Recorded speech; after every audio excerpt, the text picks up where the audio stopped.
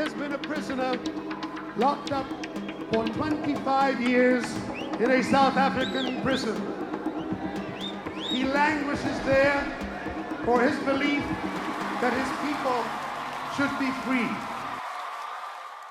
I became involved in the anti-apartheid movement in the 60s when I was quite young. I took part in the sports campaigns running onto rugby pitches trying to disrupt all white South African rugby tours. My experience of being a child in Kenya was that I began to recognise that there was a difference in the way people were treated because of the colour of their skin. I came to the UK as a refugee from the Biafran War in 1968.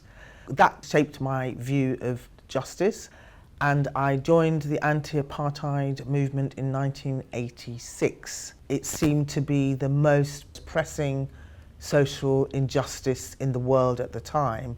My membership of the Anti-Apartheid Movement has been the most significant impact on my life than anything else.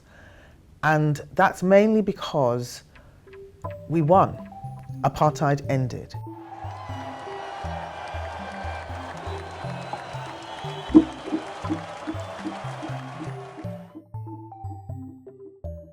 ACTSA was established after the one-person, one-vote elections in 1994. There was a call from the leaders in South and Southern Africa saying, look, things aren't over yet. We need an organisation to continue to advocate and to campaign for the legacies of apartheid based in the UK and worldwide. So it was decided that a new organisation would be set up called Action for Southern Africa. It took about a year to establish, so we started around 1995. We're now celebrating our 30th year. Currently, Southern Africa is grappled with interconnected crises. If we can refer to decades-long entrenched dictatorship in Zimbabwe, we can go to the economic inequalities in South Africa, high unemployment rate, the debt crisis in Zambia. So all these issues can be attributed to power imbalances by governments and powerful individuals within Southern Africa, and these are directly legacies of colonialism, which is what ACTSA is also working against. Well, in the time of the anti-apartheid movement, it's very important to remember it was a solidarity movement. We worked with the liberation movements of Southern Africa, and we did what they asked us to do, which was to isolate the apartheid regime. And ACTSA, now in a different context, carries on doing that. It still works with people in the region, with partner organisations representing people in the Southern African region. So we're not telling people what we think should happen to them, we're asking them and doing what they say. It had campaigns for structural change. And I think that for me was one of the things that attracted me to ACTSA. It wasn't just about mitigating the impacts of poverty or racism or bad employment laws or whatever. It was actually looking to put pressure on the UK and European and other governments, but particularly the UK government and institutions, to change their behaviour forever. So it wasn't just let's do a little project in one place, and those are needed. You need to do little projects in one place, but to actually change the rules of the game.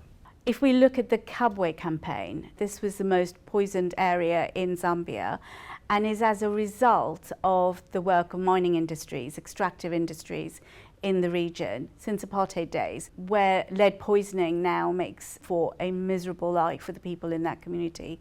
Children are being born with diseases, and it's a continual issue for that community.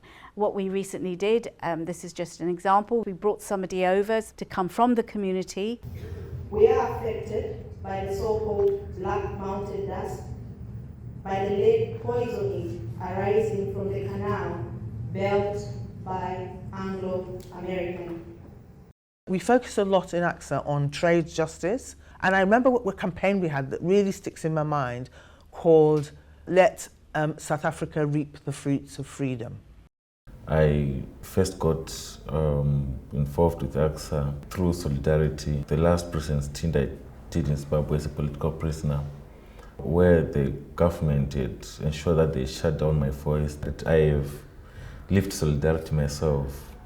It did not been for solidarity, global solidarity, of which ACTSA was also instrumental in coordinating here in the UK and across the world and in the region. It did not been for solidarity, maybe I could still be rotting in prison as a political prisoner in one of the most dangerous prisons you can find in Africa. I think what we learned from the anti-apartheid movement is that we should never give up. The anti-apartheid movement, it took a long time to end apartheid. People don't always remember that. And so now we're faced with these huge issues, climate change, gender equality. Things may seem impossible, but carry on fighting. We'll get there in the end. There's no humanity without solidarity. And solidarity has ensured the progression of humanity over and over again. And I can even mention, like with the recent COVID pandemic, without solidarity, entire populations could have been wiped away. What's kept me going, and what's kept me going for decades now, is the fact that I celebrate every small victory, and that I'm inspired by all the leaders that have gone before me and are alongside me, that ensure that what they do is make a difference. For young people today fighting for justice, I would say fight for the justice regardless of how hopeless it might seem, because you can win.